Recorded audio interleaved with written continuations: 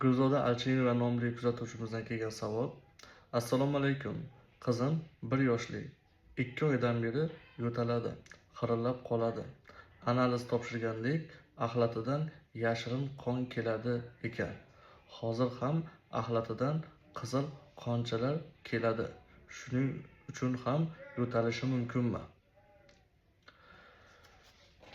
Bu kuzatuvchimizga shuni aytishimiz mumkinki, o'pkani eshitmasdan turib, o'pkadagi holatlar haqida xulosa qilish qiyin. Lekin bunaqa xirillashlar ko'pincha o'pkadagi obstruksiya tufayli bo'ladi. Ya'ni bronxlarda torayish ham ko'p balg'am hosilish bo'lishi bilan kechadi.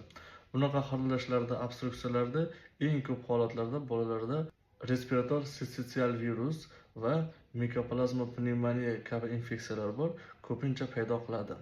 Endi bolani oshqozon ichagidagi muammolar haqida to'xtalib o'tdilar. Unutmang, obstruksiya aksariyat holatda oshqozon ichak faoliyatidagi muammolar bilan birga kechadi.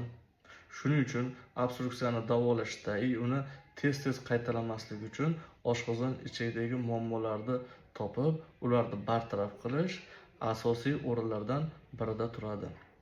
E'tiboringiz uchun rahmat.